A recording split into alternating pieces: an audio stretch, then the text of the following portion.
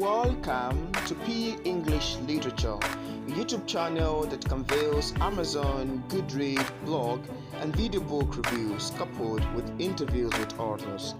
It's a perfect channel for book lovers, authors, and writers generally. P English Literature, the exact channel for you and me.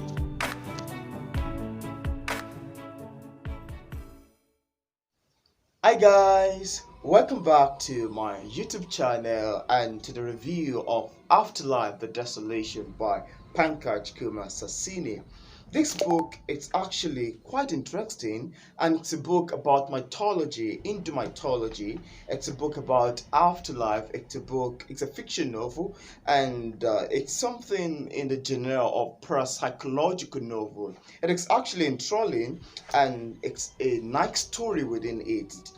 Okay, before I talk, I'm actually gonna be making a sort of a little narration about the story. I will narrate some point from the beginning chapters and a little bit about the middle part, and I would leave the ending part for you to check it out if you would love to get a copy of the book on Amazon. Before I talk about this review, I'd love to read to you about the author, because the book is actually independently published by Pankaj Kumar Shasini. Born on 10th November 1990, Pankaj has completed his graduation in mechanical engineering. Earlier, he has worked as a designer and delivered corporate training in various 3D designing software. He is cognitively an artist, which he believes is a gift from his mother. He believes any form of art is a medium of expression. He is a dreamer who has always tried designing, and now, through words, not only is he a visualizer of event or nature, he's also keen on stretching a concept like product design for cars or other innovative gadgets.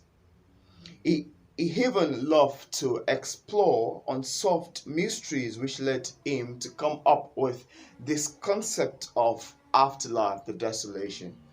Other topics that he loves are about aliens, Bermuda Triangles, land beyond the North Pole, and why did America not go to the moon again? This book actually details the story of two lovers, Kabil and Tropti. Kabil and Tropti have actually been dating themselves for a very long time, and it's now time for them to get married. But Kabil was unable to marry Tropti because he doesn't have a job. There's no way he's gonna, keep her intact and pay for her bills and sponsor their marriage. So there's a kind of a fox from the family member of Trupti who actually have been pestering her on getting married quickly, but she has been waiting for Kabir because Kabir actually need to get a job so that they will be able to get married together. Though Trupti worked with a big organization after she has graduated from college, but Kabir find it very difficult to get a job until, they try the possible, but sometimes it submit application to some organization, but it gets rejected. It is very, very frustrating. It has gotten to a very frustrating point that even Trupti had to help him with some application when it seems as if Kabil is dejected. The story unfolds to the point whereby Kabil was unable to secure a job, but now came up with the idea of setting up his own company, which was actually where he was going to work as a self-employed businessman. Kabil actually find a solution to his problem, and he was able to set up an idea for his company and submitted some business proposal, and he was eventually successful. So Kabil eventually married Tropti after he has become a successful man, and they began to live together. Tropti mother-in-law and other family members treated her so well. The story was going in a nice manner. They had a good family member, and they were living harmoniously without any sort of disagreement or issue attached to it. The story actually, I think there's a kind of a plot twist somewhere, which was the point whereby, Tropti eventually get pregnant, and it was at the point whereby she was going to deliver a baby. Before that, something happened which I find quite exceptional and action-driven. I found this point captivating because Tropti was actually in the bedroom and she fainted. She has when she fainted in the bedroom, she was crying and no one could actually hear her, and they were actually waiting for her to come downstairs so they can have dinner together, but they've been waiting for her for a very long time and they couldn't find her. So it occurred to them that they should check her in her room. Once they get to her room, they discover that she wasn't there, but they can hear someone crying from the bedroom. And when they tried to reach out to her, Trupti, Trupti, what's wrong with you? She was crying and she couldn't even say anything. They tried to open the bedroom door and they discovered that it was locked from behind.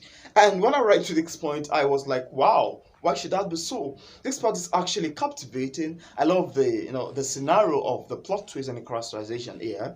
It's something that I really, really love and admire about the story. So, they were unable to bring her out and they had to contact their father, which actually contacted the gardener and, were able to fox the door and break it. So once they get Chopty out, she asks, because she was pregnant and she was going to deliver very soon, she had some complication and they called someone to check her.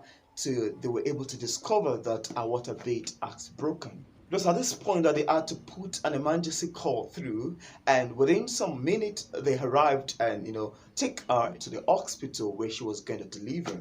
So it was on this point that Kabil's father had to put a call to Kabil that, oh, something is wrong with your wife. She's having a complication. She fell in the bedroom and we've just taken her to the hospital. Because of Kabil's love for Trupti, he left what he was doing and get into his car, demand for the name of the hospital and started driving. Here is actually somehow didactic. There's something born to some message that I think that every human being will find quite intriguing. Because in my own opinion, I felt that Kabil's father did not or ought not to call him, and even if he should have placed a call directly to Kabil, then Kabil himself wasn't supposed to, drive the car because he was tense. He was in a state of emergency. He had a bad news about his wife, and for him to drive would be very, very disastrous to him. Okay, Kabil got into his car and started driving erratically. He was disobeying the traffic light, and at a point, a policeman stopped him and said, "Oh, Mr. Man, you can't continue driving this way. You are breaking the traffic light, you're not following regulation, and we're gonna stop you." But because Kabil is a wealthy man, he's a successful businessman in his community, he placed a call directly to the head of the police and told him that, he was going to meet his wife in the hospital. And, the head of the police called him and said, "Okay, let him go." So the cat is he continued. So they allowed him to go, and he continued driving erratically without observing any traffic light, without obeying the expected law.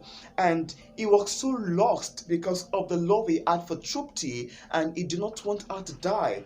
He was so lost that he did not know when a trailer was coming and he had an accident.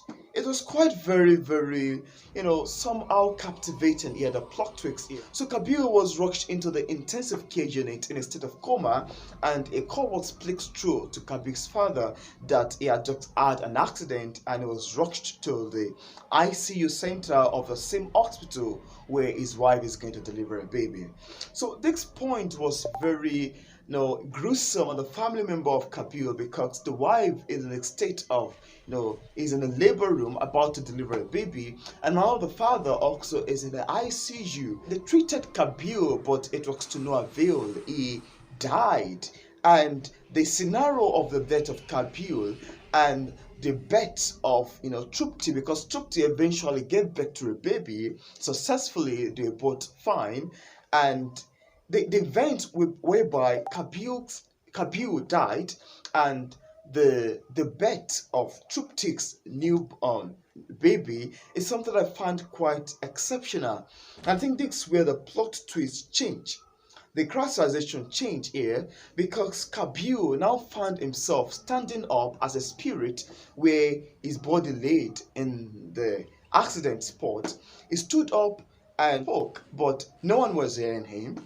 He tried to touch some things, but it was quite difficult for him. He saw some people, but he couldn't hear what they're saying. And it was at this point that he realized that something was wrong with him.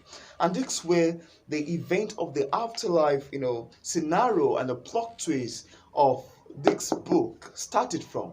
So Kabir realized that he's dead, and every people that he met on the road and tried to communicate with, they do not hear him, and it's as if his body was in a different state of equilibrium from the normal human body.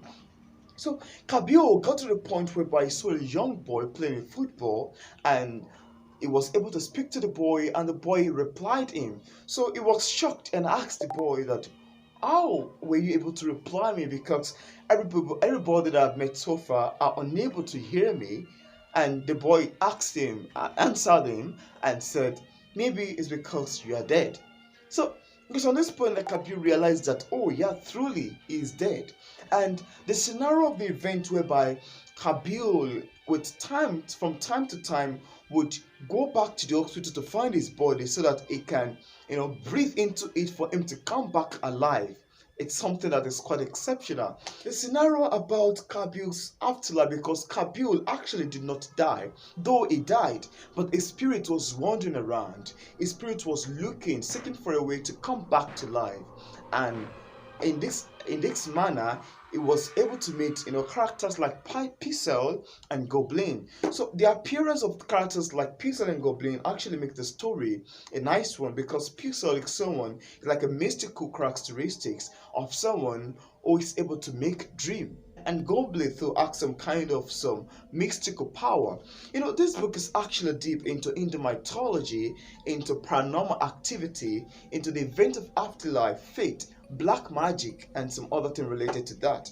It's actually intriguing, and I specifically love the event of Kabir's afterlife event. Sometimes he attacked a young boy, went into his house rather, torment him until they had to invite a seer, which now perform exorcism so they can drive out evil spirit from the house, which has actually been tormented them and tormenting the kid and his family and his mother, because even it still some sort of illness on the mother's health. The book is actually very intriguing, but the only issue that I actually have with Afterlife The Desolation is the fact that it is full of some grammatical errors. I understand that this book is actually written in Indian English, but I think that if it is professionally edited, then it's gonna be a fantastic book. And that's why I actually give it a 4/5 star review on Amazon with a caption that it is an enthralling, it is a captivating and parapsychological novel. If you enjoy fiction novel about Indo mythology, then I think you're gonna love this book. You're really gonna admire it, and I actually have two copies here, and it is really intriguing. If not for the grammatical errors, then I would give this book 5 star. I love the ideas expound about afterlife, which was actually made me jot some things which I'm actually gonna ask the author afterward, or if eventually I was able to schedule an interview with him on this channel. And it is actually very deep into mythology, into black magic, and some things related to quite a lot of things. I actually love the plot twist and the characterization, and I specifically love the cover design. It is professionally done, and it is very intriguing. I don't want to spoil this book, because following the death of Kapil and the delivery of Trupti, there is something that is quite mysterious about it. There is a way with which the plot twists change, and the characterization was quite very intriguing, which I would love to talk more about it, because I'm trying my possible best to make the review a spoiler-free one. So, if you would love to get a copy of Pankaj Kumar Shasini's book, I left a link in the description part of this video if you'd like to get a copy directly on Amazon. And if you watched this video to this point and you're yet to click on the subscribe button, I'd please urge you to please click on the subscribe button over there. Also consider liking this video and sharing it with your friends. Thank you very much for watching my spoiler-free review of Afterlife The Desolation by Pankaj Kumar Shasini. See you in my next video.